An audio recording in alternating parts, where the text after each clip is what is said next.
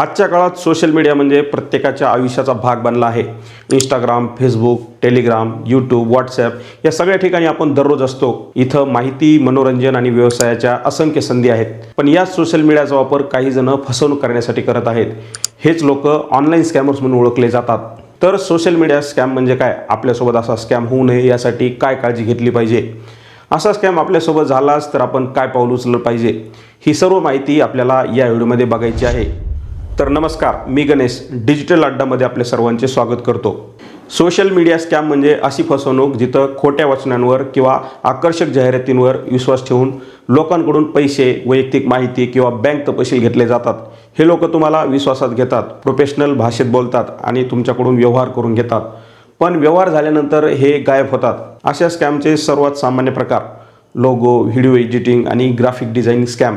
3D logo तयार करून देतो, व्हिडिओ इंट्रा बनवतो किंवा थंबनेल डिझाईन करतो। अशा जाहिराती इंस्टाग्राम आणि फेसबुकवर तुम्ही अनेक वेळा बघितल्या असतील।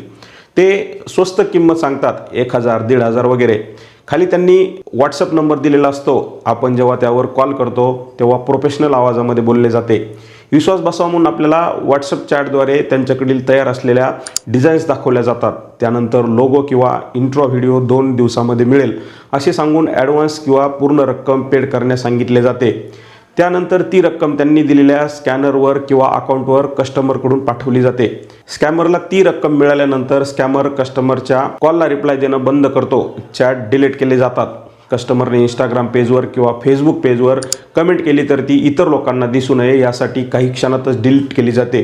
तुमचा नंबर ब्लॉक केला जातो। आपल्याकडे पोलीस स्टेशनमध्ये तक्रार करण्याचा पर्याय असतो, पण रक्कम 1000-2000च्या किंवा 5000च्या आत असल्याने आपण पोलिसात तक्रार देणं टाळतो। आपली रक्कम जास्त मोठी नसते, त्यामुळे आपण त्याचा जास्त विचार करत नाही, पण स्कॅमर आपल्यासारख्या असंख्य लोकांना फसवून लाखो रुपयांचे स्कॅम करतात। स्कॅम झालेल्या लोकांना स्कॅमरने तयार केलेल्या सोशल मीडिया पेजवर ब्लॉक केल्यामुळे हे स्कॅम्स बाहेर येत नाहीत। पुढे वेगवेगळी लोक फसत जातात, कोणालाच कामही मिळत नाही आणि पैसेही परत मिळत नाहीत। बऱ्याच वेळा इन्व्हेस्टमेंट आणि ट्रेडिंगच्या नावाखाली स्कॅम्स केले जातात।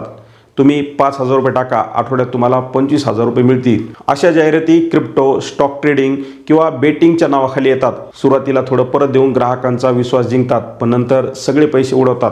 त्यासोबतच give away, lottery, lucky draw असे स्कॅम्सही केले जातात। तुम्ही आयफोन जिंकलात, आयफोन मिळवण्यासाठी या लिंकवर क्लिक करा आणि माहिती भरा, अशा संदेशाद्वारे तुमची वैयक्तिक माहिती आणि OTP घेतला जातो। कधी कधी तुमचं अकाउंट हॅकही केलं जातं। त्यासोबतच वर्क फ्रॉम होम सारख्या स्कॅममध्ये घर बसल्या 3000 रुपये रोज कमवा असं सांगतात, पण आधी रजिस्ट्रेशन फीस मागतात किंवा तुमचा डेटा घेऊन मिसयूज करतात। लोन आणि व्हेरिफिकेशन स्कॅममध्ये कर्ज मिळेल असं सांगून प्रोसेसिंग फीस मागतात, पण ना कर्ज मिळतं ना पैसे परत मिळतात।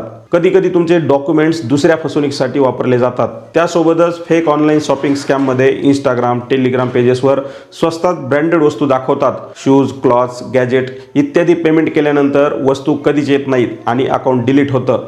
हे स्कॅम्स कसे चालतात? हे स्कॅमर्स एक ठरलेला साचा वापरतात।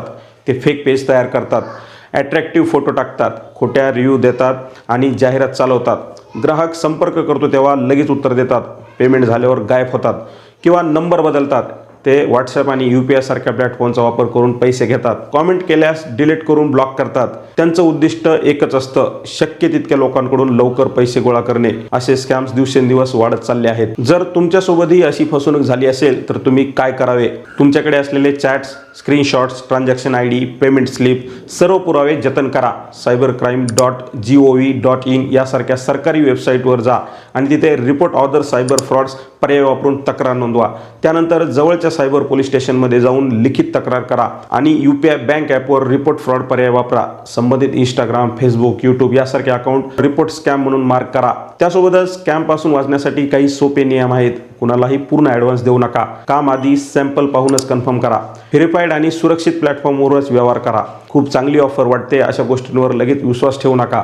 अज्ञात लिंकवर क्लिक करू नका। OTP, UPI पिन, बँक माहिती कोणालाही देऊ नका।